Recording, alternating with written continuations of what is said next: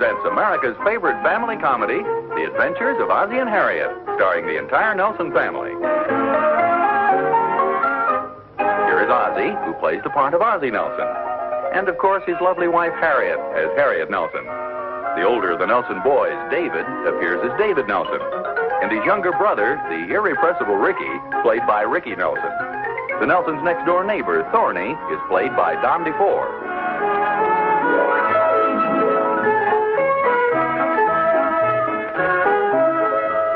Hi, Pop. Hi, Mom. Good morning, Dave. Where's Rick? He was with me a minute ago. Ricky! Come on, breakfast is just about ready. How do you like that? The darn television set's busted again. I thought I told you not to watch television before breakfast. I can't watch it now, that's for sure. Well, I'll call the repairman right after breakfast. Yeah, but he probably won't be here till tomorrow. Well, he'll come as soon as he can. Sure he can do without television for one night. We'll find something to do. Well, David has some Shakespeare to read tonight, haven't you, David? Yes, ma'am. Oh, good for you. What are you going to read? Hamlet. Well, that's a wise selection. Well, thanks, Pop. Our teacher made it. Hamlet is possibly the greatest play ever written. It's the goal of all Shakespearean actors. The title role is the longest role in the theater. Yes, sir. That's what our English teacher told us, too. Alas, poor Yorick. I knew him, Horatio. I know that part, Pop. That's when they're out in the graveyard and Hamlet picks up this old skull. Please, David, I'm eating. Oh, Ricky, don't be ridiculous. Yeah, Shakespeare was the world's greatest playwright. His works are known the world over. I think he's a little corny myself. I don't see anything corny about him. Oh, no? What about that Hamlet? Guys talking themselves about committing suicide, walking through graveyards, picking up old skulls. It just isn't commercial. Are you kidding? This play's only been a hit for 200 years. You'll never regret studying Shakespeare, Dave. Some of the immortal bard's lines will live forever. To be or not to be, that is the question. Whether 'tis nobler in the mind to suffer the slings and arrows of outrageous fortune, or to take arms against a sea of trouble, and by opposing, end them. Well, it's quite a memory you've got there. Oh, I learned that in high school. It's one of those things you never forget. You know, like how to swim or your first date. That's right. To die, to sleep perchance to dream. Aye, there's the rub. Well, actually, I didn't pay enough attention to Shakespeare when I was in high school. Nick, why bother with Shakespeare when you had Pop? I think they were in slightly different age groups. You know, Harriet, I don't think I fully appreciated the old bard myself at the time. Well, I think that's true of most young people. They just don't seem to get enough out of the plays. Well, that's because they don't have the understanding or maturity. I guess we're pretty dull, huh? Speak for yourself, Horatio. Well, it isn't a question of being dull. It's just that Shakespeare requires a little application and patience and study if you want to really appreciate his works. It's a little difficult to read, though. Somebody read it to me, I wouldn't mind. Hey, that's an idea. What's that? Well, as long as our television set isn't working, why don't we put on our own production here tonight? Yeah. How about This Is Your Life, Ricky Nelson? I have a better idea. You asked for it, Ricky Nelson. I'm really serious about this. We could all take turns reading the different parts. We'll make Hamlet come to life right here in our living room. When do you figure on doing this? Tonight? Suppose we already have something to do. Like what? Well, if you let me make a few phone calls, I'll sure dig up something. Relax, will you? Pop's serious about this. Well, I don't want to sound like I'm forcing you into anything, but I know you'll enjoy it. I'm sure we will, dear. Well, then we'll consider it a date, okay? Yes, sir. Yes, sir. Yes, sir. Holy smokes. What's the matter with you? Sounds like we're all going steady.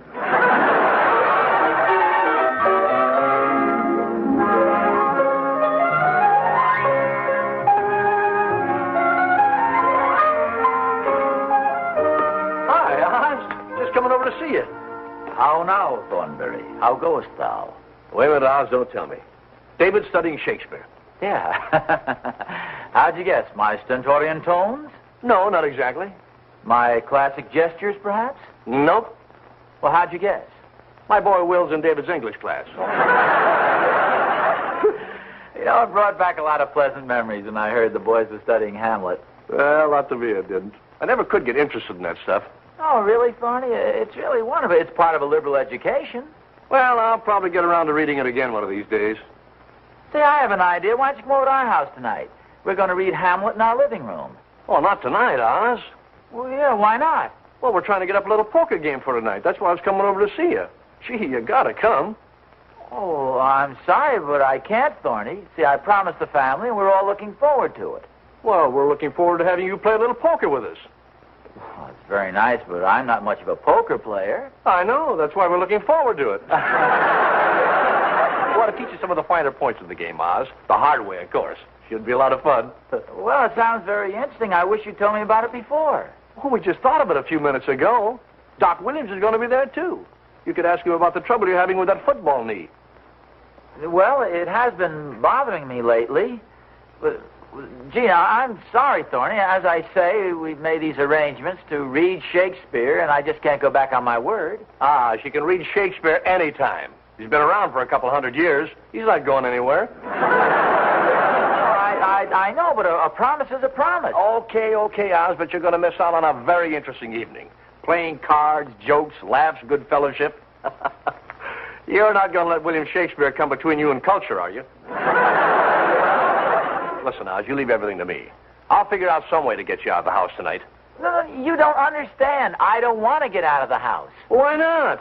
Well, I just couldn't, that's all. I've given my word. Oz, I won't take no for an answer. I'll get you out of the house one way or another. Thorny, come back here, will you, please? Yeah? When you figure out something, let me know.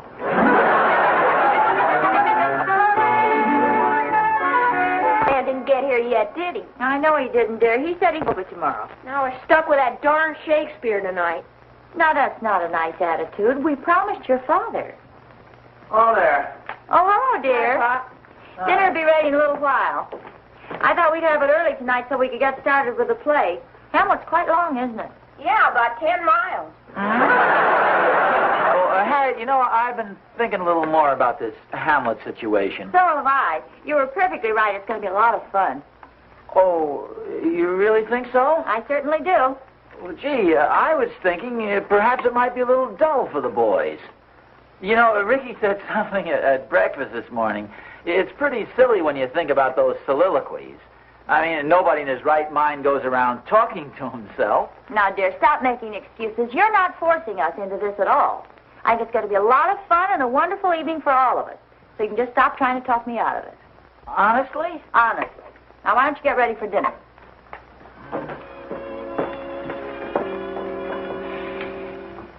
Why do I always open up my big mouth and put my foot in it?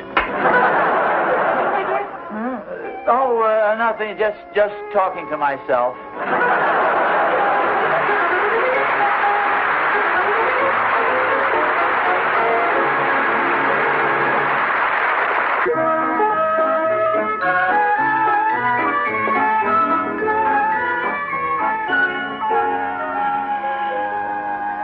We'll all take turns at this. I'll deal first. I'll read first.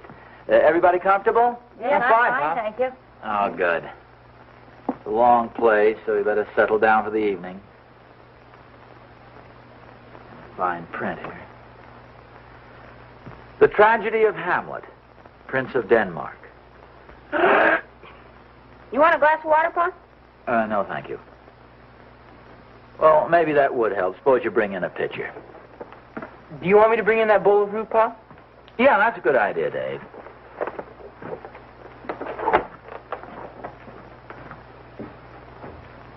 I think this is going to be very interesting, don't you? Oh, yeah. I remember this from school. It's a little dull at the start, but once you get into it, it's a wonderful way to spend a couple of hours. At least it certainly can't hurt you. No, not at all. Maybe we ought to spend one evening a week like this. Well, let's not overdo a good thing. Yeah, it might be a little too much for the boys. We could try it once every, say, 3 or 4 months, though. Oh, thank you, son. Anybody want any fruit? I'll take a walnut.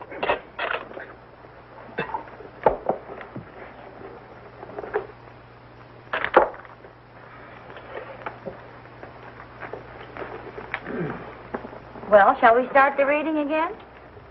Okay. More water, Pa? The tragedy of...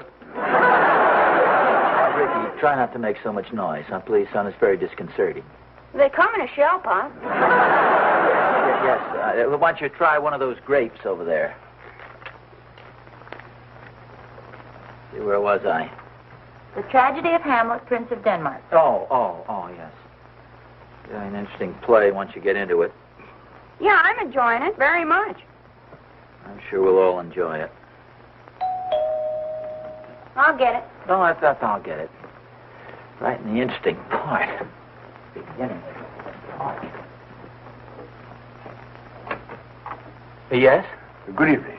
I'm sorry to bother you at this hour, but I'm looking for an address and I seem to have lost my way. Oh, well, won't you come in, please? What's the address you're looking for? 1623 Avon Way. Avon Way. I don't believe I've ever heard of that. I'll ask my wife. Oh, you're very kind. Harriet, this gentleman is looking for a place called Avon Way. Have you ever heard of it? Avon Way? No, I'm afraid I haven't. I have a street map upstairs, Pa. You want me to get it? Oh, yeah. Would you please, Dave? Sure. Now, I'll go with you, David. I don't want to put you to any inconvenience. Oh, it's no inconvenience at all. Oh, We're happy to certainly do not. it. Won't you come in and sit down? No, Thank yes, you. please. We were just having a little group reading of Hamlet when you came in. Ah, Hamlet. That's one of my favorites. Oh, really? Ours, too. Oh, this is hire and salary, not revenge. He took me father grossly, full of bread, with all his crimes broad blown as flush as May. And how his audit stands, who knows, save heaven. Oh, forgive me, please. I was carried away there for a moment. Oh, to say that was wonderful. I see you're quite familiar with the play. Oh, yes, I've appeared in many Shakespearean productions. I kind of sensed that. I noted the rich, resonant timbre of your voice, the mark of a professional actor. Thank you, Mr. Nelson, Ozzie Nelson. How do you do? My name is Cameron Whitfield. Oh, I'm Pleasure to know you. very happy to know you. This is my wife, of course. How do you do, Mrs. Nelson? How do you do, Mr. Whitfield? Here's the map, Pa. Oh, thanks. These are my two boys, David and Ricky. This is Mr. Whitfield, the professional How do you actor, do? boys. How do you do, boys? Tell me, boys, what do you think of Hamlet? Well, it's very interesting, sir, once you get into it. Well, Mr. Nelson, I don't want to seem presumptuous, but may I suggest that you not only read the play, but also act out the parts as well. It's really more fun that way. Hey, that sounds like a wonderful idea. Sure, we have to read it out loud in school anyway. Now, your two lads can play Bernardo and Francisco. The play opens with them. Where do we start? Well, let's see. Here, let's play the platform scene on the staircase. Francisco went on the stairs, and Bernardo enters to him. Oh, here you are, boys. No, thanks, Pa. Thanks, Pa. You be Francisco and I'll be Bernardo. Francisco, hey? My friends just call me Sam. Sam Francisco. Nothing, huh? Absolutely nothing. Bernardo's right. Let's start playing. All right. Curtain. Who's there? Where? Oh, we're starting the play. Read your line. Bernardo says, who's there? All right, Bernardo. Who's there? Nay, answer me. Stand and unfold yourself. Stand and unfold yourself? Hey, that's a pretty good trick if you can do it. Never mind the comments, Ricky. Just stick to the script. Allow me, boys.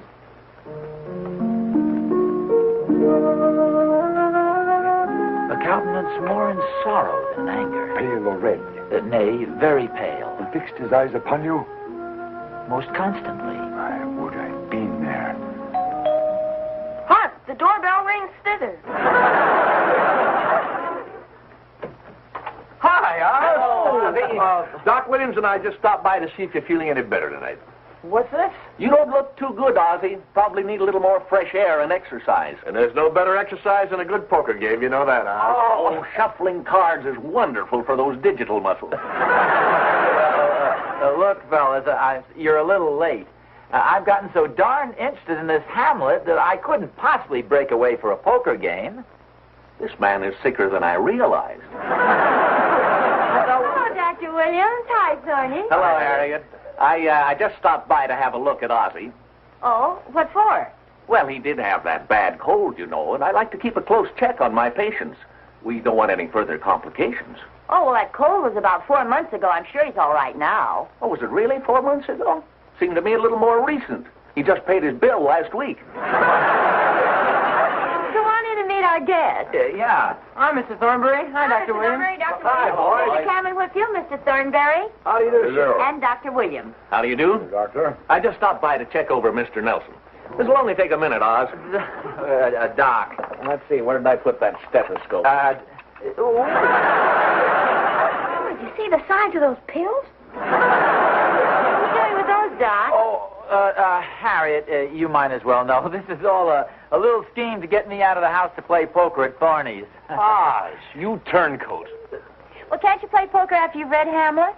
Say, hey, that's an idea. Why don't you and Doc stay and listen to us? It'll only take a few hours. You mean we're going to have to wait here and watch you play Hamlet before we play poker? Well, why not? A little culture would do you good. Come on, Come sit on, down Doc, give me an anesthetic. Let's see, Mr. Whitfield, what is the next scene? Let me see here. Oh, yes, the platform at midnight. At midnight. Ricky, set the clock, would you, son? Come, go we to the king. This must be known, which being kept close might move more grief to hide than hate to utter love. Come. Now. Both your majesties might, by the sovereign power you have of us, put your dread pleasures more into command than to entreaty. But we both obey, and here give up ourselves in the full bent, to lay our service freely at your feet, to be commanded. Thanks, Rosencrantz and gentle Guildenstern.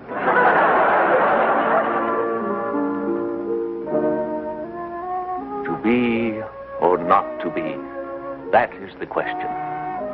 Whether 'tis nobler in the mind to suffer the slings and arrows of outrageous fortune, or to take arms against a sea of troubles, and by opposing... I'm sorry. Somebody at the door, Doc. You just go right ahead. No, that's all right. I'll wait.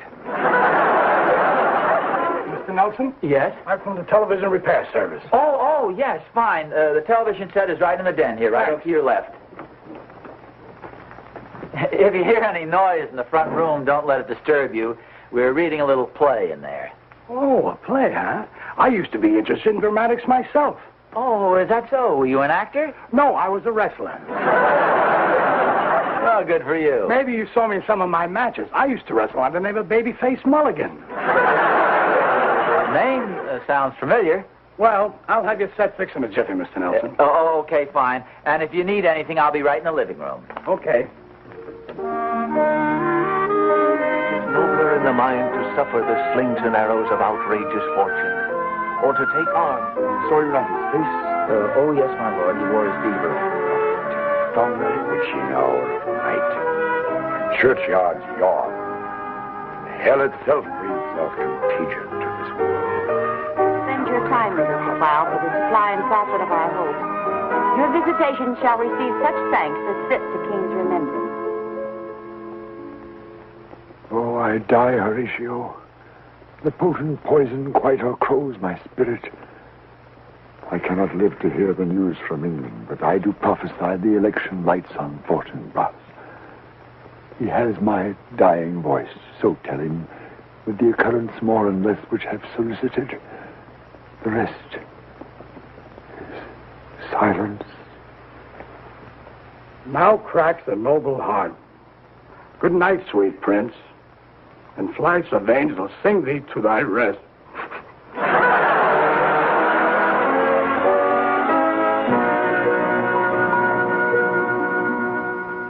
Well, good. Oh. Say, Rick, you did a pretty good job in that death scene. Oh, thanks a lot, Mr. Thornberry. When somebody tells me to drop dead, I really drop dead, boy. I think we all died very realistically. Hey, Pop, how come you got stabbed with a fork? Oh, well, there weren't any knives left. I wish you'd have let me use the catcher, Mom. It would have been more gruesome. Oh, nothing doing. This was gruesome enough as it was. May I say a word? Please do. Well, I think it was all very fine, and I just want to say that in all my experience playing Hamlet, this is certainly at least as good a company as I've ever had.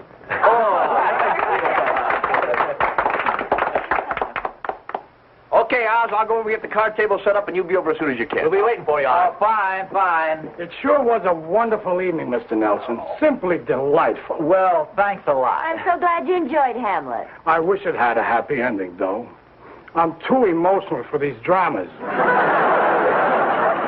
Good night, all. Good night.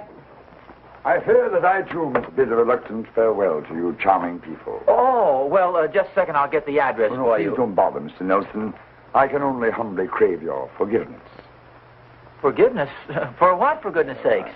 I have a confession to make. I had no address that I sought. I used that merely as a subterfuge to enable me to share this delightful evening, to bask once again in the radiant glory of Hamlet. But how did you know we were reading Hamlet? My dear, it is difficult indeed to explain. Why does the salmon swim upstream? What draws the homing pigeon back to his perch? I can only say that something seemed to say to me, inside that house, within those walls, Shakespeare lives again tonight. I heard the voice calling to me, saw the sign, you might say, sensed the bond between us. That's really beautiful. Yeah. Well, as I said before, we sure are happy you stopped by. Please feel free to come by here any time at all. You're always more than welcome. Well, thank you. And I shall be listening for the voice, watching for the sign. Good night, my good friends. Farewell. Farewell. That's really amazing, isn't it, Harriet? He just knew we were going to read Shakespeare here tonight. I still don't understand how he knew.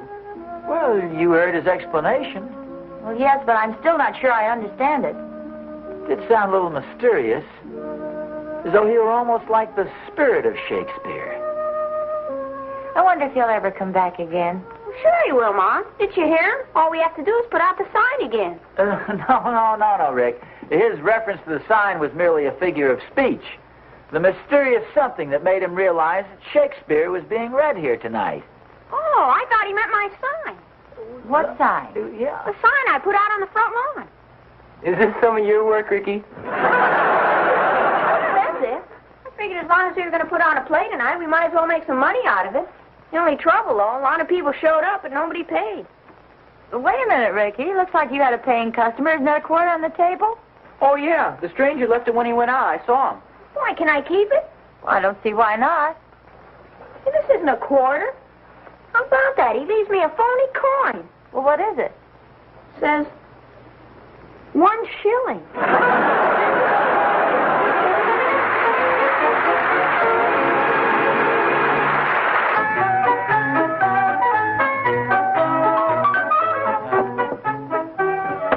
I pass. Buy me. I mean, I pass. If you're sure you'd like to play, it's your deal. Gentlemen, it's very kind of you to permit me to play. I haven't indulged in this pastime for a good many years. I'm afraid you'll just have to lead me as you would a little child by the hand. Now, let me see. It's my deal. Yes, that's right. First of all, you shuffle the cards, however, as you mix them all up, and then you give each person 5 cards, one at a time. Yes, now, I believe we open for knaves or better. Jacks or better.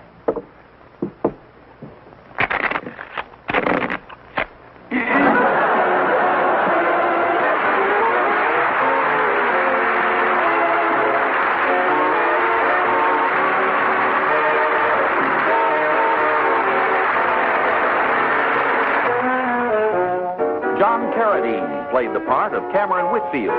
Dr. Williams was Frank Cady, and the television repairman was Henry Culkey. This is Vern Smith speaking. Don't forget that a completely different episode of The Adventures of Ozzie and Harriet is heard every Friday night on radio. Consult your newspaper for time and radio station.